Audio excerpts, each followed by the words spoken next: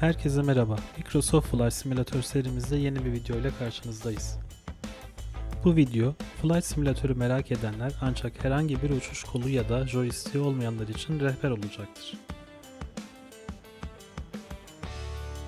Öncelikle mouse'umuzu joystick'e dönüştürmekte kullanacağımız programları indirmekle başlayalım. Videonun hemen altında bulunan linklerden Virtual Controller ve VJoy Driver'ını indirerek kuralım. Driver'ı kurduktan sonra bilgisayarınızı yeniden çalıştırmanız gerekebilir.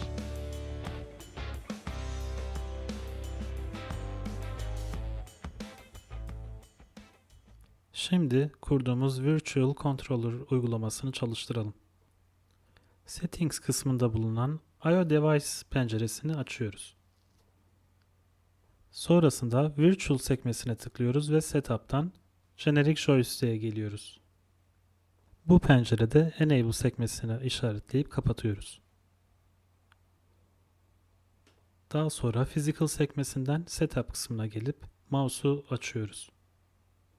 Yine Enabled yapıp pencereyi kapatıyoruz. Ardından tekrar Virtual sekmesinden Setup'a tıklıyoruz ve Generic Joystick'i tekrar açıyoruz. Sağ altta bulunan Configurate tuşunu onaylıyoruz. Windows'un yönetici iznini geçtikten sonra sol tarafta bulunan diğer sekmesini açıp kapatıyoruz ve ardından Apply'a tıklıyoruz. Burada biraz bekledikten sonra cihaz bağlantı sesini duymuş olmanız gerekiyor. Eğer sizden bilgisayarın yeniden başlatılmasını isteniliyorsa lütfen yapın. Şimdi bilgisayarımızı yeniden başlattıktan sonra Flight Simulator'ı açalım ve Controls kısmına gelelim. Üst satırdaki klavye ve mouse'un yanında bulunan VJoy Device'ı tıklamanız gerekiyor. Şimdi videoda gördüğünüz ayarları bulmanız gerekmekte. Flight Control Surface başlığı altında bulunan Primary Control Surface'a tıklıyorsunuz.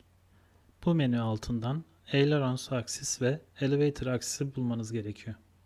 Şimdi Ailerons Axis'in yanında bulunan kutucuğa tıklayın ve Select an Input menüsünden Joystick L-Axis X'i bulmaya çalışın.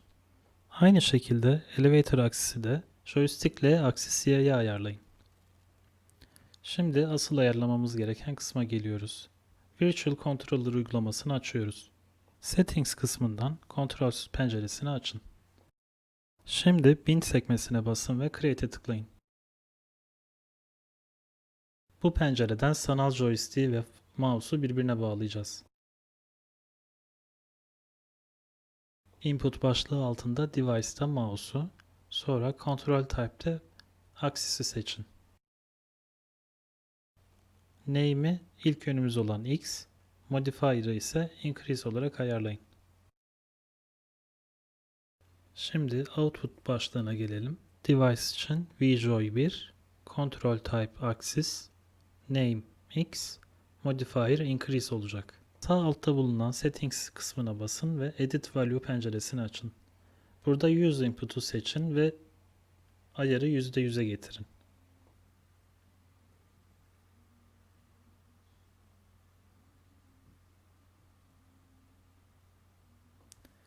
Ve ilk oluşturduğumuz ayar karşımızda. Şimdi bu ayarı Ctrl+C, Ctrl+V yardımıyla 3 defa daha çoğaltın. Burada bir numaralı mouse'a tıklayın ve Modifier kısmında Increase yerine Decrease'i seçin. Bunu hem Output hem de Input için ayarlayın. Daha sonra 2 numaralı mouse'a tıklıyoruz ve burada Name olarak Y'yi seçiyoruz.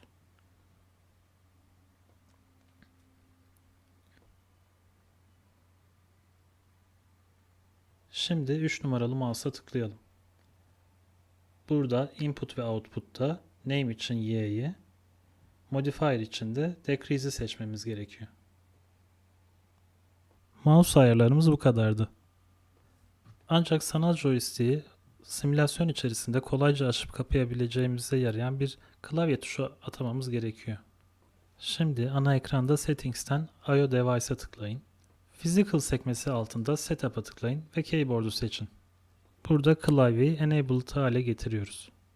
Daha sonra ana ekranda Settings ve Controls'e tıklıyoruz ve yeni bir input oluşturmak için Create'e tıklıyoruz. Burada input device'ımız keyboard olacak. Control type button'da kalacak. Ve name çubuğunda klavyemizden bir tuş seçeceğiz. Buradaki seçeceğimiz tuş simülatörün herhangi bir ayarı ile çakışmaması gerekiyor. Burada örnek olarak ben OM koma yani virgülü seçtim. Ardından modifier'ımız press olarak kalsın. Output device olarak program, control type olarak da bind'i seçiyoruz.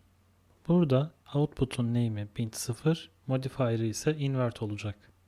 Şimdi oluşturduğumuz yeni kaydı Ctrl+C ve Ctrl+V yardımıyla 3 defa daha çoğaltalım.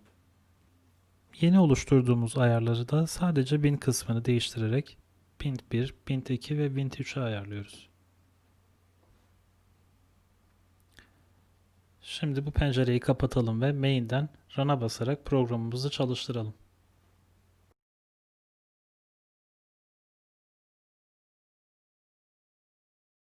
Şimdi gördüğünüz üzere X ve Y aksislerimiz mouse'u hareket ettirdiğimizde değişiyor.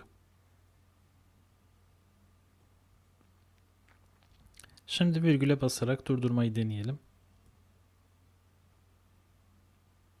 Gördüğünüz üzere sanal joystick çalışmayı durdurdu.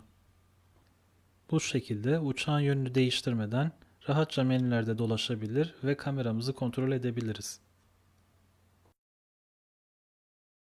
Evet, tüm ayarlarımız bu kadardı. Şimdi simülatörümüzü başlatalım ve sanal joystick'in nasıl çalıştığına bir göz atalım.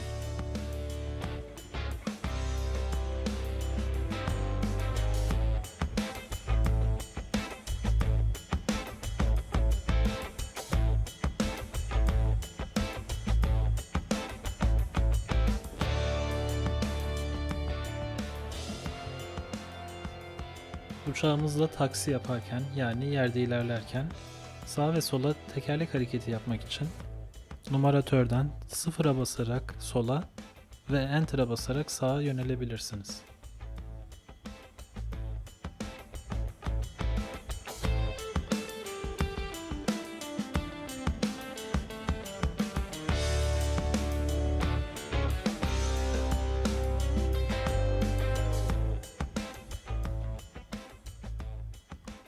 İzlediğiniz için teşekkür ederiz. Umarım bu video size yardımcı olmuştur. Videomuzu beğenerek bize destek olabilirsiniz ve eğer daha fazla Microsoft Flight Simulator içeriği görmek istiyorsanız kanalımıza abone olabilirsiniz.